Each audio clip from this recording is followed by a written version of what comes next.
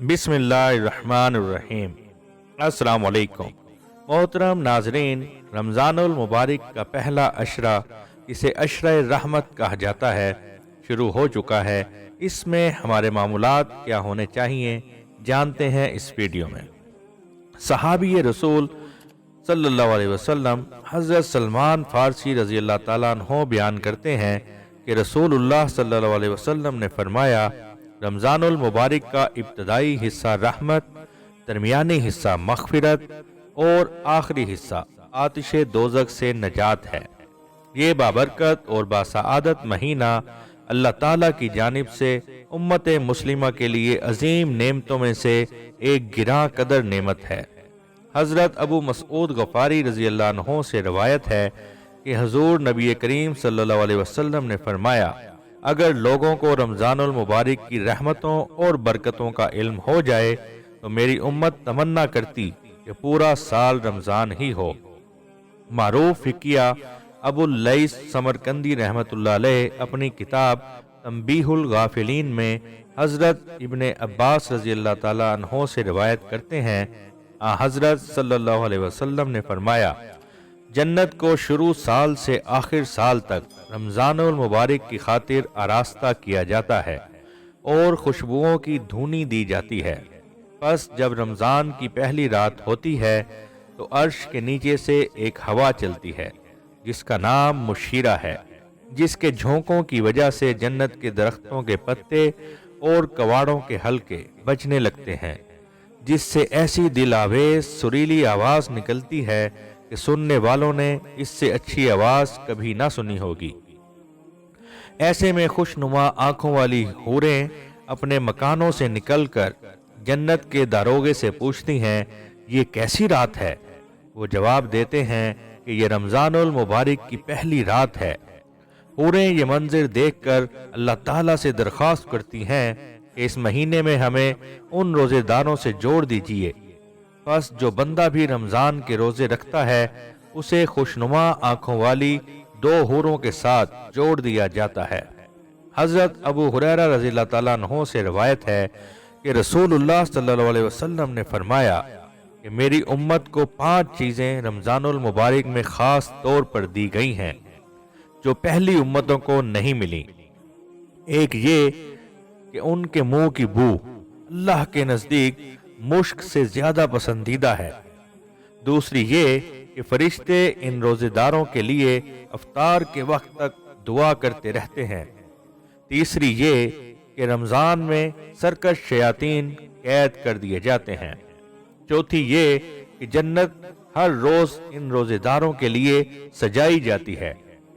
फिर हक के ताला शानहू फरमाता है कि करीब है कि मेरे नेक बंदे दुनिया की मुशक्कतें अपने ऊपर से फेंक कर तेरी तरफ आए। पांचवी ये कि रमजान की आखिरी रात में रोजादारों की मग़फ़िरत की जाती है। रोजा फर्ज इबादत है जिसके बारे में अल्लाह ताला कुरान मजीद में फरमाता है, ऐ ईमान वालों, तुम पर रोजा फर्ज किया गया है जिस तरह तुमसे पहली उम्मतों पर फर्ज किया गया था, ताकि तुम मुत्तकी और परहेजगार बन जाओ। सूरह बकरा।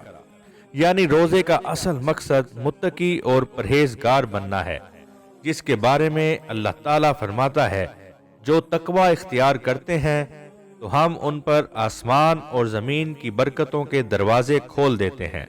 सूरतुल आराफ। अमीरुल मोमिनीन हजरत उमर फारूक रजी अल्लाह ताला अन्हो ने हजरत काब इब्ने अहबार रजी अल्लाह ताला अन्हो से सवाल किया कि तकवा क्या है?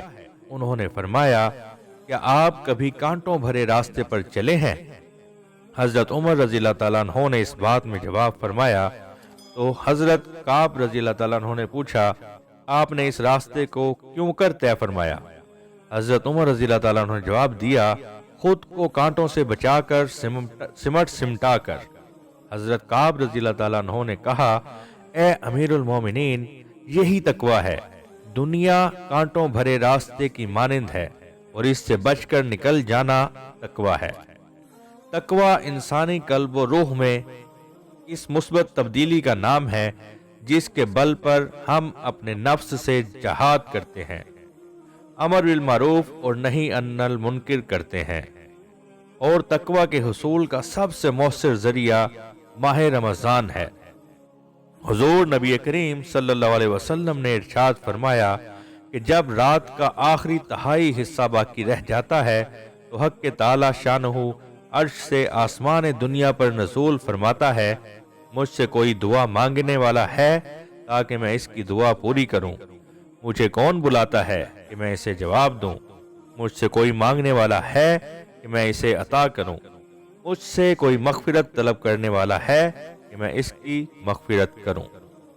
حضرت ابو ہریرہ رضی اللہ تعالیٰ عنہ سے روایت ہے کہ حضور نبی کریم صلی اللہ علیہ وسلم نے فرمایا کہ رمضان کے آتے ہی جنت کے دروازے کھول دیے جاتے ہیں، دوزخ کے دروازے بند کر دیے جاتے ہیں، اور شیاطین کو زنجیروں سے جکڑ کر قید کر دیا جاتا ہے، اور قیامت کے دن روزے دار جنت کے خوبصورت ترین دروازے ریان سے جنت میں داخل ہوں گے۔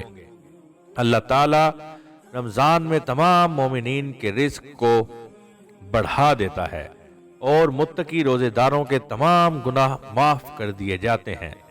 حضرت ابو سعید رضی اللہ تعالیٰ عنہ فرماتے ہیں کہ اللہ کے رسول صلی اللہ علیہ وآلہ وسلم نے فرمایا کہ جو اللہ کی راہ میں ایک دن کا روزہ رکھے گا، اللہ اس کے چہرے کو دوزخ کی آگ سے 70 برس کی مسافت کے برابر دور کر دے گا۔ پہلے عشرے سے شروع ہونے والے اعمال و افعال۔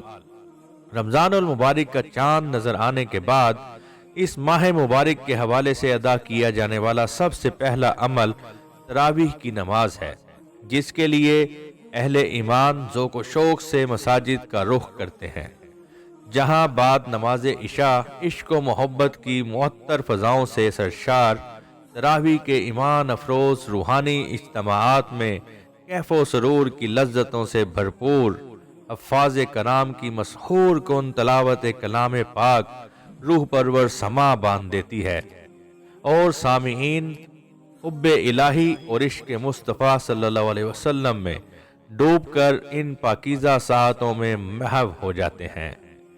قیام اللیل میں تراویح کی بڑی فضیلت ہے۔ حضرت عبداللہ بن عباس روایت کرتے ہیں کہ رسول اللہ صلی اللہ علیہ وسلم 20 رکعت تراویح اور وتر پڑھا کرتے تھے۔ نماز تراویح باقاعدہ جماعت سے پڑھنے کا نظام حضرت عمر فاروق رضی اللہ تعالیٰ عنہ کے عہد سے شروع ہوا۔ تراویح کا ایک بڑا فائدہ یہ بھی ہے کہ روزانہ تراویح باجماعت پڑھنے کے ثواب کے علاوہ مہینے میں کم از کم ایک بار پورا قرآن سننے کا شرف اور ثواب حاصل ہو جاتا ہے۔ تراویح کی نماز رمضان کے پورے مہینے پڑھنی چاہیے، اگرچہ قرآن شریف پہلے ہی ختم ہو چکا ہو۔ عموماً لوگ ختم قرآن کے بعد تراویح کی نماز ترک کر دیتے ہیں، جو درست نہیں۔ رمضان کے مبارک مہینے میں تہجد کا اہتمام بھی بہت آسانی سے کیا جا سکتا ہے۔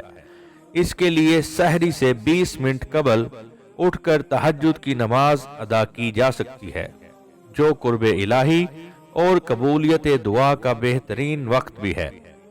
حضور نبی کریم صلی اللہ علیہ وسلم کا فرمان ہے کہ فرض نمازوں کے بعد سب سے افضل تہجد کی نماز ہے۔ سحری کے حوالے سے رسول اللہ صلی اللہ علیہ وسلم نے فرمایا کہ سحری کھایا کرو، سحری کھانے میں برکت ہے، کچھ نہ ہو تو چند گھونٹ پانی ہی پی لیا کرو۔ اس ماہ مبارک میں زیادہ تر لوگ باجماعت نماز کی طرف راغب ہو جاتے ہیں۔ باجماعت نماز کی ادائیگی مومن کی پہچان ہے۔ رسول اللہ صلی اللہ علیہ وسلم نے فرمایا 40 دن تک تکبیر اولیٰ کے ساتھ نماز باجماعت ادا کرنے والے کو دوزخ اور نفاق دونوں سے دور کر دیا جاتا ہے۔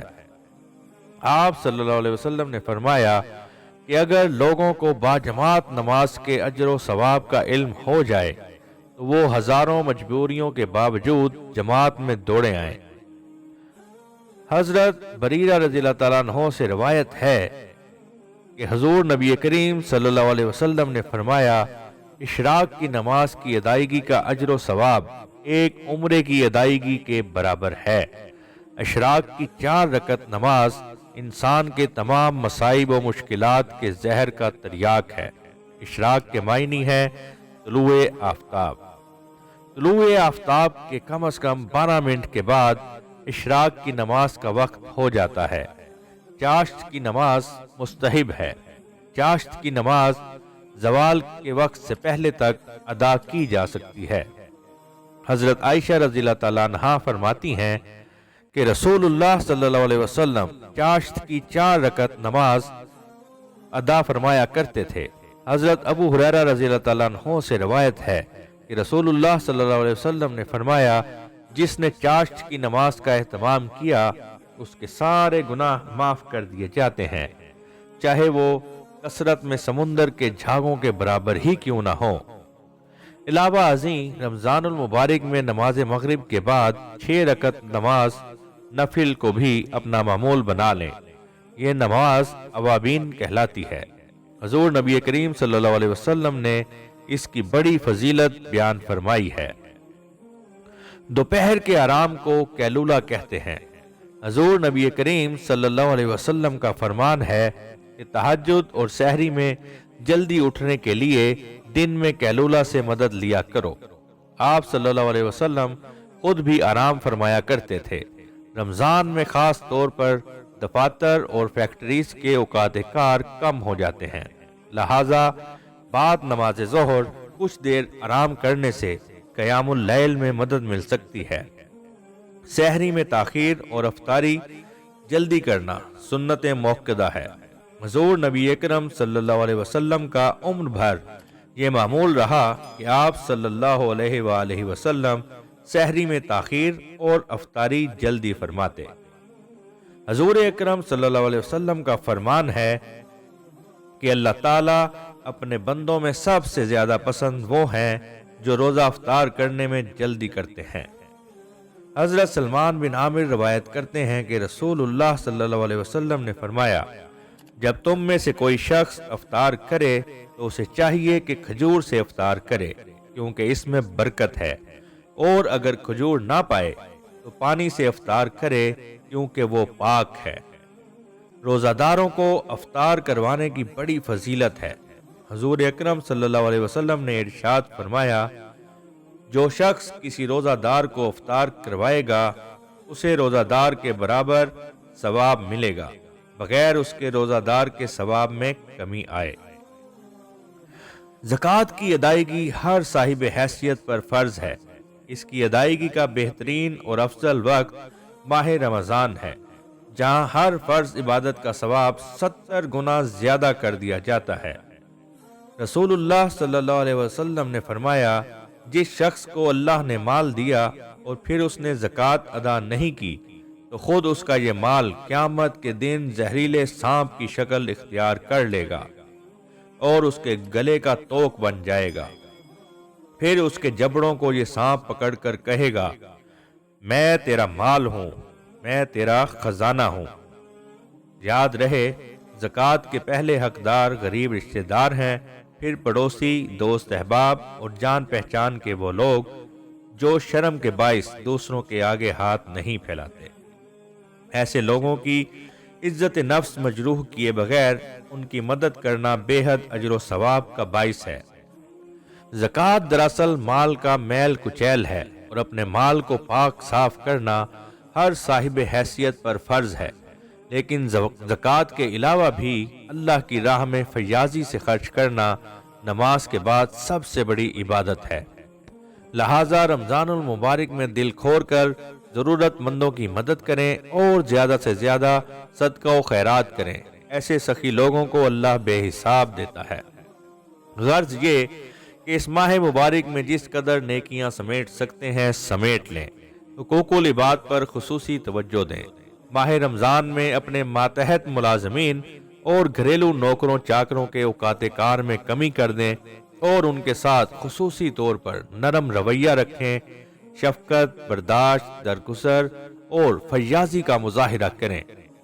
اللہ کی نافرمانی سے بچیں۔ رمضان المبارک میں قرآن فہمی کی عادت ڈال کر اسے ترجمے اور تفسیر کے ساتھ پڑھیں۔ اللہ تعالیٰ قرآن میں فرماتا ہے کہ رمضان وہ مہینہ ہے جس میں ہم نے قرآن کو نازل کیا اور یہ کتاب متقیوں کے لیے ہدایت ہے۔ عشرہ رحمت میں اللہ کو راضی کریں۔ حضرت ابو ہریرہ رضی اللہ تعالیٰ عنہ سے روایت ہے کہ رسول اللہ صلی اللہ علیہ وسلم نے فرمایا، کتنے ہی روزے دار ہیں جنہیں بھوک و پیاس کے سوا کچھ نہیں ملتا، اور کتنے ہی راتوں کو نماز پڑھنے والے ہیں جنہیں اپنی نمازوں سے رت جگہ کے سوا کچھ حاصل نہیں ہوتا۔ رمضان المبارک کا متبرک و محترم مہینہ ایک بار پھر اپنی تمام تر رحمتوں اور برکتوں کے ساتھ سایہ فگن ہے۔ ان قیمتی ساعتوں کو غنیمت جانیے، کون جانے اگلے سال یہ بے شمار فضیلت والے انمول دن نصیب بھی ہوتے ہیں یا نہیں۔ ان مقدس دنوں کے ایک ایک لمحے کو قیمتی جانیے اور عاجزی و انکساری کے ساتھ اپنے سروں کو اللہ کے حضور جھکا دیجیے۔ شب کی تنہائیوں میں رب کے آگے آنسو بہائیے اور اسے راضی کر لیجیے۔ رمضان کے ان بیش بہا دنوں میں اپنی زندگیوں کو بدل ڈالیے، اپنے اندر قوت ایمانی اور عشق محبوب سبحانی پیدا کیجیے، پھر دیکھیے کس طرح اللہ آپ پر مہربان ہوتا ہے۔ یقین جانیے اللہ کو راضی کرنا کوئی مشکل کام نہیں، بس ذرا سی فکر، ذرا سی محنت، ذرا سی عاجزی، ذرا سی جستجو درکار ہے، اور روزانہ شب کی تنہائیوں میں اس کے آگے آنسوؤں کے چند قطرے۔ پھر دیکھیں کس طرح دنیا کی کامیابیاں و کامرانیاں آپ کے قدموں میں ڈھیر ہوں گی، اور آخرت میں تو اللہ نے اجر عظیم کا وعدہ کر ہی رکھا ہے۔ پہلے عشرے کی دعا: رب اغفر وارحم وانت خیر الراحمین، اے میرے رب مجھے بخش دے، مجھ پر رحم فرما، تو سب سے بہتر رحم فرمانے والا ہے۔ معزز ناظرین، ویڈیو اچھی لگی ہو تو لائک کر دیجئے، چینل سبسکرائب کیجئے اور کمنٹ سیکشن میں اپنی رائے دینا نہ بھولیے گا۔ اللہ تعالیٰ آپ کا اور ہمارا حامی و ناصر ہو۔ انشاءاللہ ملیں گے نیکسٹ ویڈیو میں۔ اللہ حافظ۔